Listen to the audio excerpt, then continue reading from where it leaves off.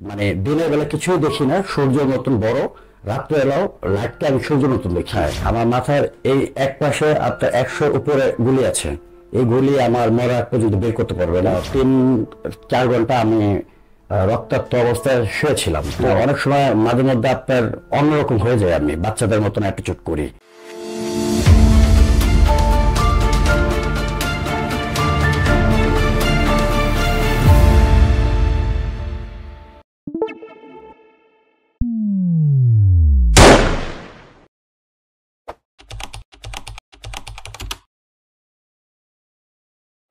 আমার নাম মোহাম্মদ ফারুক। আমি এখন দক্ষিণ সানারপাড়, সিদ্ধিরগঞ্জ থানা, নারায়ণগঞ্জ জেলায় আমি আছি বড় ভাইয়ের বাসায়। আমি অ্যাক্সিডেন্ট হওয়ার আগে আমি গুলশান ছিলাম ব্যাচেলর। আমি ওইখানে একটা প্রাইভেট কোম্পানিতে চাকরি করতাম। আমার ডিপার্টমেন্ট ছিল গেস্ট হাউস। আমি গুলশান মেরুল রোডে ব্র্যাক ইউনিভার্সিটির অপোজিটে আমি আপনার গুলিবিদ্ধ হই। তো ওইখানে গুলিবিদ্ধ হওয়ার পরে 3-4 ঘন্টা আমি রক্তাক্ত অবস্থায় শুয়েছিলাম। তো স্টুডেন্ট আর পথচারী তারা আমাকে হাসপাতালে নিয়ে যায়, চক্ষু বিজ্ঞান। ওইখানে যাওয়ার পরে তারা তো আমাকে ধরেনি 14-15 ঘন্টা। পরের দিন আমাকে ধরছে। তো তারপরে আমার চিকিৎসা শুরু হয়। কিন্তু 15 দিন পরে আমাকে সিএমএইচ হাসপাতালে ট্রান্সফার করে দিয়েছে। ওইখানে আমি চিকিৎসা পেয়েছি অনেক, প্রায় 5 মাস। তারপরে এখন আপনার সিএমএইচ হাসপাতাল আর হচ্ছে আপনার হারুন আই ধানমন্ডি, এই দুইটা হাসপাতালে আমি চিকিৎসা নিচ্ছি। আমি এখন অসুস্থ, এখনো আমি আছি। তো আল্লাহ চাইলে আমি একসময় ভালো হয়ে যাবে ইনশাল্লাহ।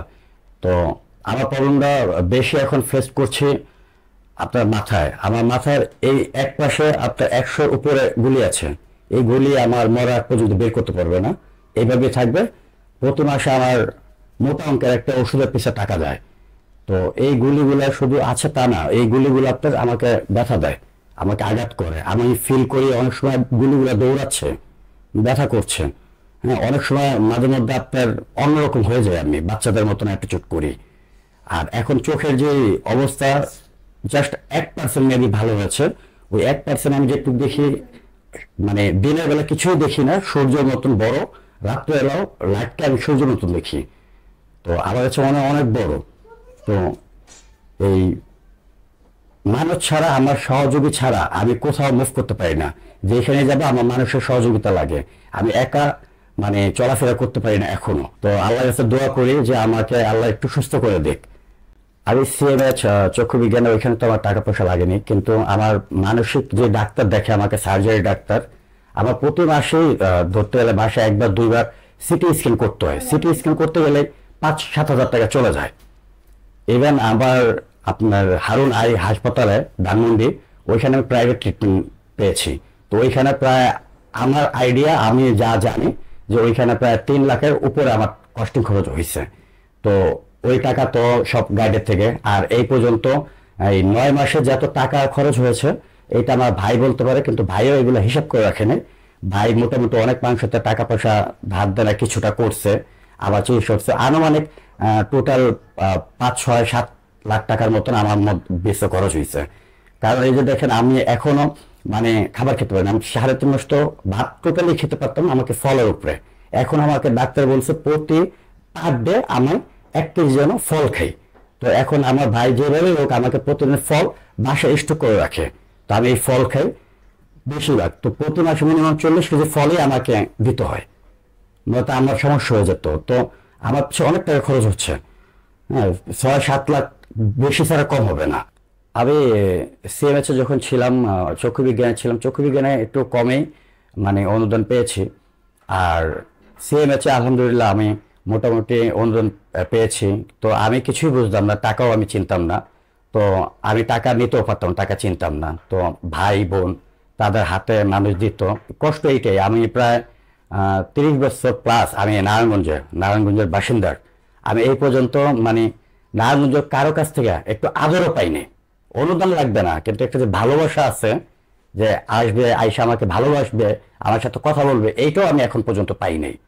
তো এটা নিয়ে আমার জাস্ট আমি শেয়ার করলাম, একটু খারাপ লাগছে, লাগে, কিন্তু আমার তাদের প্রতি কোনো অভিযোগ নেই। কারণ এটা যার যার ব্যক্তিগত ব্যাপার। কিন্তু আলহামদুলিল্লাহ আমি হাসপাতালে সিএমএইচে অনেক ভালো ট্রিটমেন্ট পেয়েছি। সেনাবাহিনী, ডাক্তার, মেজর, কর্নেল যারা আছে সবাই অনেক আন্তরিক, অনেক ভালো মানুষ। তারা না থাকলে হয়তো আমি এখন পাগলাগারোতে থাকতাম, বেঁচেও থাকতাম না। তাদের মানে সেবা যত্নে, ভালোবাসা, দুয়ায় আমি আল্লাহর মতো এখন সুস্থ একটু হলেও আছি, মোটামুটি আলহামদুলিল্লাহ অনেক ভালো। আমি শহীদ পরিবার, আমরা আহত ভাই বোন যারা আছি তাদের জন্য কিছু বলি আমি, যে আমরা কখনো মানে এটা আশা করি নাই যে আমরা এই সম্মান পাবো, এই সাহায্য সহযোগিতা পাবো, পুনর্বাসন ভাতা, হ্যাঁ এগুলো পাবো আমরা কখনো আশা করি না, স্বপ্নও দেখি নাই। মোহাম্মদ ডক্টর ইউনূস স্যার সে এগুলো সব কিছু করে দিচ্ছে। তো তার কাছে আমার মানে আবেদন এইটাই, বলা এইটাই যে স্যার আপনি এমন কিছু করে দিবেন যে আপনি যখন আছেন তখন আপনি এগুলো সব কিছু আমাদের করে দিবেন, আমাদের পাওনা, সম্মান, পুনর্বাসন যা যা আপনি বলছেন, হ্যাঁ দয়া করে আপনি এগুলো একটু করবেন, ঠিক করে দিবেন। কারণ যে যেটার যোগ্য আমরা, আমাদেরকে ওই যোগ্য অনুযায়ী আপনি আমাকে দেন, যোগ্যতার বাইরে আমাকে দেওয়ার দরকার নেই। আর আপনি স্যার এইটাই করবেন যে আপনি চলে যাবেন, কারণ আমরা তো আগে পরে সব সরকারই দেখছি, আপনি চলে যাবেন তো আপনার পরে যে সরকার দেশ চালাবে, তো ওই সরকার যেন বাধ্য থাকে যে আমরা যে সম্মান পেয়েছি, যা আমরা পাচ্ছি, হ্যাঁ পেয়ে যাব, এগুলো যেন বন্ধ না করতে পারে। আরেকটা বিষয় হচ্ছে রাজনীতি। আমরা দেখেছি আগে পরে, হ্যাঁ তো যারা ছিল এমপি, মন্ত্রী, আপনার সংসদ সদস্য, তারা আপনার অনেক লোকেদের, আমি নাম বলার কিছু নেই, আপনারা সবাই চিনবেন, তো অনেক নাম যারা আপনার পড়াশোনা ছিল না, তারা যাদের আপনার সংসদে যাওয়ার মতন কোনো ছিল না, তাদেরকে এমপি মন্ত্রী বানিয়ে দিয়েছে। এগুলো দিয়ে তো কখনো কোনো দেশই চলবে না। তো আমি চাই যে বিসিএস ক্যাডার, বুয়েট থেকে পাশ করে রয়েছে তারা শিক্ষিত জেনারেশন, এখন যারা নিউ জেনারেশন আছে তাদেরকে প্রাধান্য দিবে, শিক্ষিত ছেলে মেয়েদেরকে প্রাধান্য দিবে। শুধু শিক্ষিত জাতিকে যোগ্য সম্মান দিতে পারে, তাহলে আমরা ভালো একটা বাংলাদেশ পাবো। আমরা চাই সোনার বাংলাদেশ, ভালো বাংলাদেশ, যেই বাংলাদেশে আমি স্বাধীনভাবে দুইটা কথা বলতে পারবো, স্বাধীনভাবে আমি হাঁটতে পারবো, কোনো আমি বিপদে পড়বো না, সবাই স্বাধীনভাবে থাকবে, মা বোন, কোনো ধর্ষণ হবে না, তারা ভালো থাকবে, এগুলো সব হবে। আমি চাই আমাদের যারা প্রজন্ম আছে, আমরা মূলত আন্দোলন করলাম এই জন্যই করছি, যারা এখন আমাদের প্রজন্ম আছে তারা যেন আগামীতে ভালোভাবে চলতে পারে, ভালো একটা জায়গায় পৌঁছাইতে পারে, ভালো একটা জায়গায় ভালো একটা কাজ দেশের জন্য করতে পারে। তো এই সুযোগ যদি তাদেরকে দেওয়া হয়, আলহামদুলিল্লাহ বাংলাদেশ অনেক ভালো হবে।